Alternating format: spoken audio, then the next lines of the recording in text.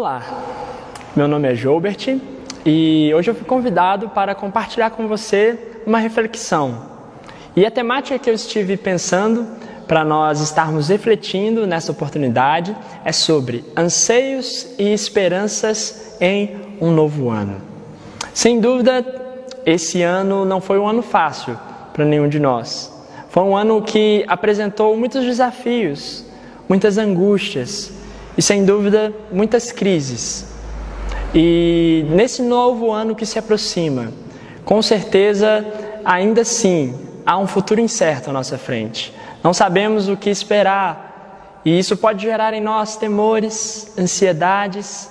E o que eu quero pensar com você é: o que tem sido aquilo que norteia você? Quais têm sido os seus anseios para esse novo ano? Em que você tem depositado a sua esperança? E à luz do Salmo 42, eu quero refletir com você acerca da experiência do salmista e assim procurar compreender o que Deus tem a nos ensinar, o que a palavra de Deus ela tem a nos orientar em momentos de incerteza, em tempos difíceis. E eu quero começar lendo com você os primeiros versículos do Salmo 42, que diz assim: Como a corça anseia por águas correntes, a minha alma anseia por ti, ó Deus. A minha alma tem sede de Deus, do Deus vivo. Quando poderei entrar para apresentar-me a Deus? Minhas lágrimas têm sido meu alimento, de dia e de noite, pois me perguntam o tempo todo: onde está o seu Deus? Quando me lembro dessas coisas, choro angustiado, pois eu costumava ir com a multidão, conduzindo a procissão à casa de Deus, com cantos de alegria e de ação de graças entre a multidão que festejava. O Salmo de número 42, ele foi escrito por um coraíta, um dos descendentes de Corá, filho de Levi, portanto, levitas. E os estudiosos afirmam que provavelmente esse salmo ele foi escrito em um contexto de exílio.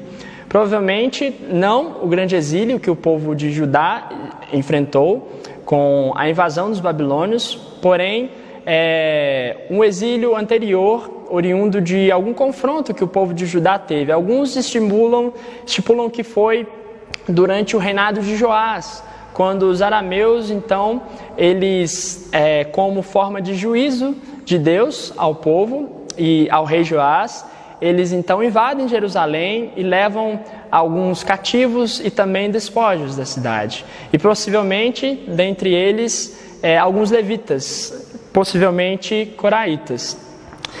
Então, isso é importante para nós entendermos. O contexto em que esse salmo é escrito é um contexto de exílio, em que o salmista ele se encontra em um local que não é a sua terra, onde ele foi levado escravo para um lugar longínquo, e então ele se vê em meio a esse futuro incerto, ele se vê em meio a esse contexto de tristeza, de angústia e de sofrimento. E o que mais me chama a atenção nesse salmo é a forma como ele começa. Mesmo em meio a essa situação, mesmo em meio a essas circunstâncias, o salmista ele inicia dizendo: como a corça anseia por águas correntes, a minha alma anseia por ti, ó Deus. A minha alma tem sede de Deus, do Deus vivo.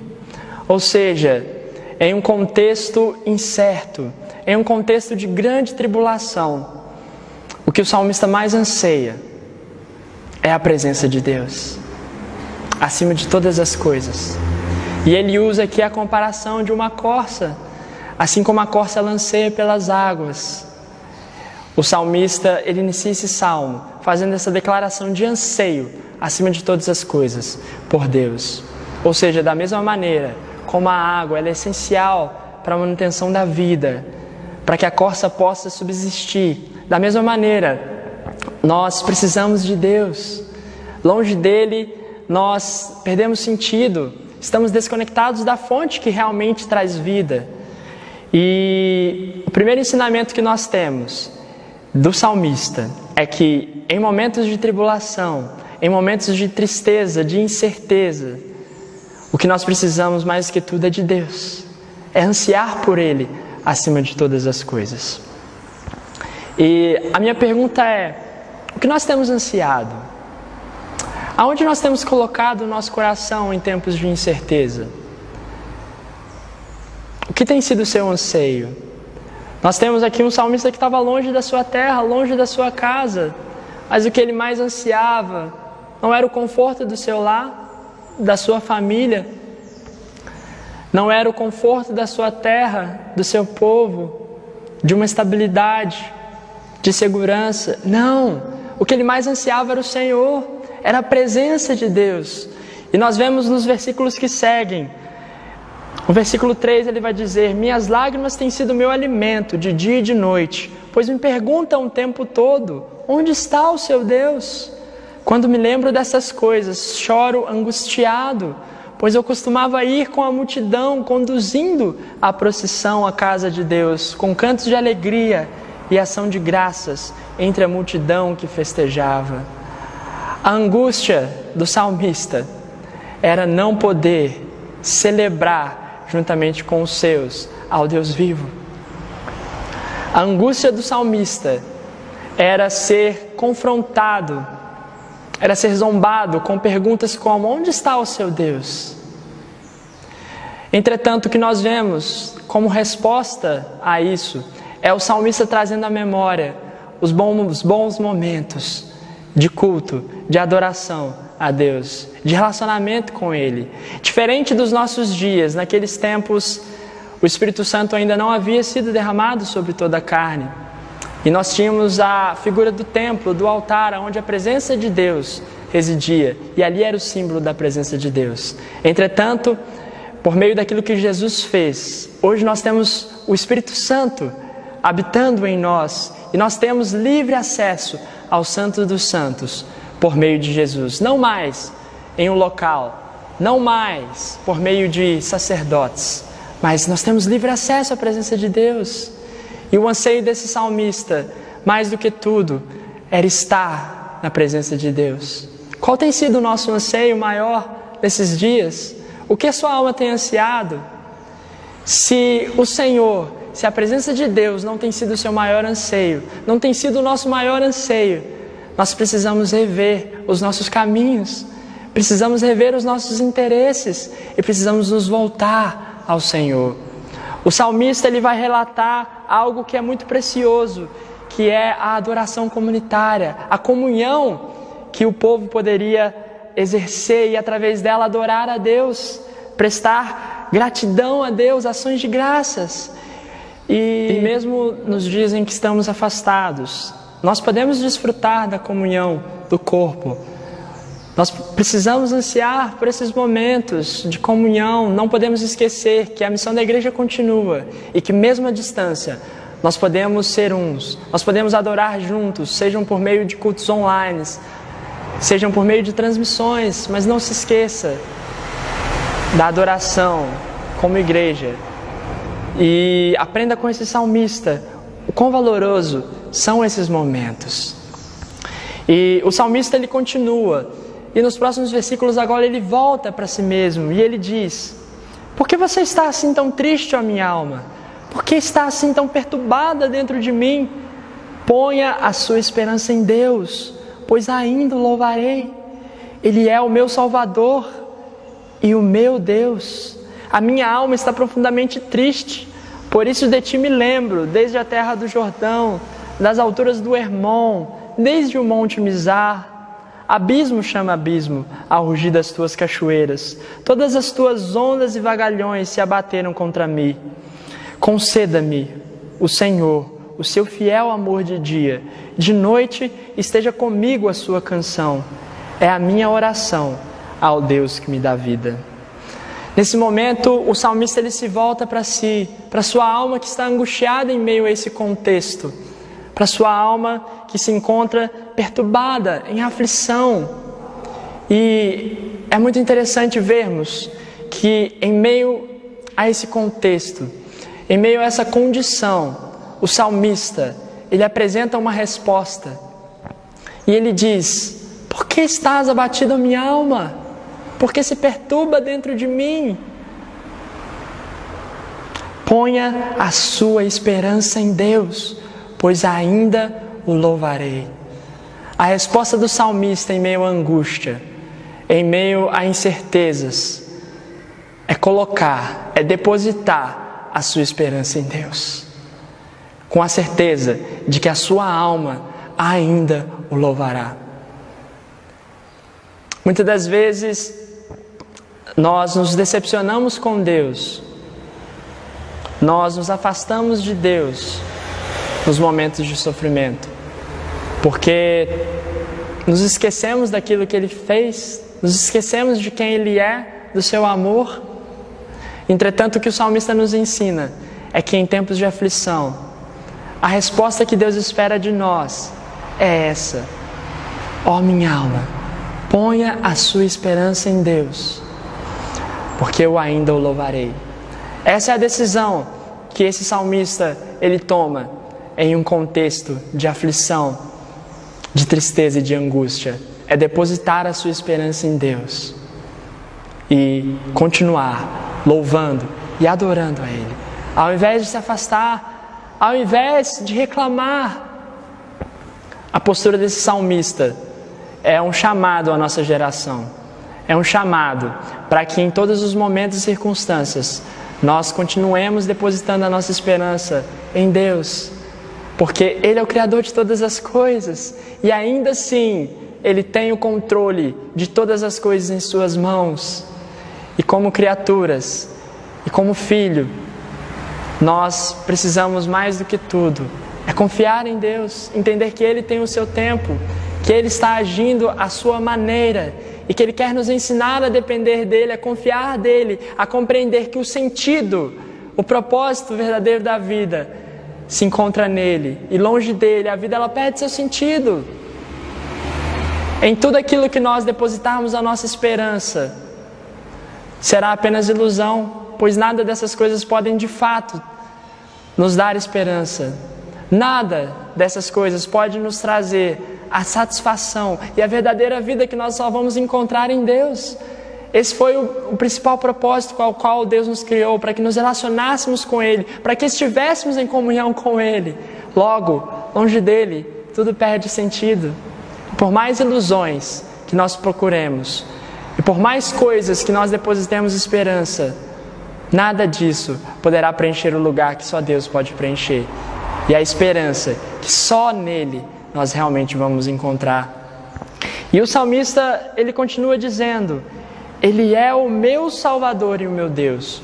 E é interessante porque essa expressão, essa afirmação, ela é feita em tempo presente. Ou seja, não importa a circunstância que eu estou vivendo, mesmo em um exílio, mesmo longe da minha terra, em sofrimento, angústia e opressão, o Senhor é o meu Deus, Ele é o meu Salvador. Essa declaração de fé nos demonstra de que em momentos de angústia, nós precisamos ainda assim crer que o Senhor está conosco e que Ele é aquele que nos salva. Ele é o nosso Deus. Nós não precisamos temer, ainda que angustiados estejamos. Nós podemos ainda assim declarar a nossa fé no nosso Salvador. E o salmista ele continua dizendo, e dessa vez ele se volta agora para um vislumbre, uma contemplação da criação de Deus na sua terra. E ele diz: Por isso me lembro de ti, desde a terra do Jordão, das alturas do Hermon, desde o monte Mizar. Abismo chama abismo ao rugir das tuas cachoeiras, todas as tuas ondas e vagalhões se abateram sobre mim. O salmista, ele se retoma, ele se relembra a sua terra, e nessa maneira ele expressa, através da relação com a criação, a sua angústia. E isso é muito interessante, porque nos nossos dias nós perdemos tanto contato com a criação do Deus vivo, com a criação de Deus, com a terra que nós nascemos, o lugar onde vivemos. E muitas das vezes a natureza, ela é uma das maneiras pela qual nós podemos nos expressar, nós podemos ter contato com o Criador. E nós vemos o salmista fazendo isso, e muitos salmos nós vamos ver que a criação ela é usada como forma de contemplação, como forma de adoração e também como forma de expressão dos nossos sentimentos por meio daquilo que Deus criou. E a declaração que o salmista faz no versículo 8, talvez seja uma das declarações mais contundentes, porque é uma oração que o salmista faz em meio a esse contexto. Conceda-me o Senhor o seu fiel amor de noite esteja comigo a sua canção. É a minha oração ao Deus que me dá vida. Essa oração do salmista demonstra que o que ele mais anseia é o Senhor. E que durante o dia e nas horas da noite, o que ele mais deseja é receber do Senhor o seu amor. É que a canção do Senhor esteja com ele nas horas da noite. E essa é a oração que ele faz ao Deus que dá a vida. Que essa seja a nossa oração em momentos de angústia. Que esse seja o nosso anseio. Que o Senhor nos preencha e nada mais. Que o amor do Senhor nos preencha. Que a canção do Senhor seja aquilo que nos tome. Permita que o Senhor seja aquele que controle a sua vida, seja aquele que preenche a sua vida. Não importam as circunstâncias, não importa o momento que estivermos vivendo. E vamos passar por muitos momentos de tristeza, muitos momentos de angústia e incertezas. Mas permita que nesse novo ano, o Senhor seja aquele que te direcione, seja aquele que preencha a sua vida, os seus pensamentos, aquilo que você anseia. Faça essa oração, assim como esse salmista nesse contexto ele fez. Peça ao Senhor que esteja com você em todo tempo. E se lembre, o relacionamento com o Pai é aquilo de mais precioso nós temos nessa vida. E é o que traz sentido à nossa existência. Não troque o relacionamento com o Senhor por nada mais que o mundo possa te oferecer. Não deposite o seu anseio em bens, em status, estabilidade, segurança, governos, homens. Não, nada disso pode de fato nos trazer a segurança que só o Senhor pode nos trazer. E o salmista ele finaliza esse salmo se arrazoando com Deus e dizendo: Senhor, direi a Deus minha rocha, por que te esqueceste de mim? Por que devo sair vagueando e pranteando, oprimido pelos inimigos? Até os meus ossos sofrem agonia mortal. Quando os meus adversários zombam de mim, perguntando-me o tempo todo: onde está o seu Deus? E o que isso nos mostra? O que o salmista nos ensina é que nós podemos ser sinceros com Deus e honestos acerca daquilo que estamos sentindo, daquilo que estamos passando. E Deus ele está pronto a nos ouvir. Deus está pronto a ouvir a oração que nós fazemos de clamor. E Ele deseja que nós sejamos honestos, sinceros com Ele. Entretanto, o salmista ele inicia esses questionamentos dizendo: direi a Deus, minha rocha. Ou seja, o salmista tem plena convicção de que o Senhor é a sua segurança, que o Senhor é a sua rocha firme, a quem ele pode se apegar, em quem não há variação, em quem ele pode estar firmado, mesmo em meio à tempestade.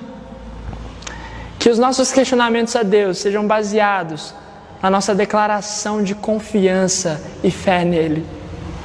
E o salmista ele termina esta canção, esse poema, esse salmo, refletindo o seu refrão, que nos traz a memória de que esse é um dos temas centrais dos salmos, a esperança em Deus. E ele continua dizendo: por que estás abatida, minha alma? Por que te perturbas em mim? Ponha a sua esperança em Deus, pois ainda eu o louvarei. Ele é o meu Salvador e o meu Deus. Que essa seja a sua resposta frente aos desafios que o novo ano nos apresenta. Que esse seja o seu maior anseio, estar em Deus, depender de Deus, confiar em Deus e buscar os caminhos dele nesse próximo ano, nesses dias que se aproximam. Coloque a sua esperança em Deus. Deposite a sua fé nele. E declare e viva confiando de que Deus, Ele é o seu Salvador e o seu Deus. Ele está cuidando de você. Ele está no controle da história. Ele está no controle das nossas vidas.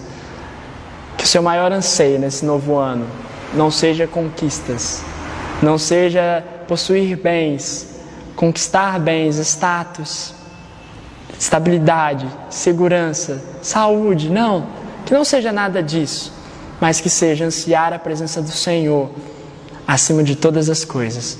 Ansiar o Senhor e estar prostrado a Ele em constante rendição e adoração. Que o Senhor abençoe sua vida.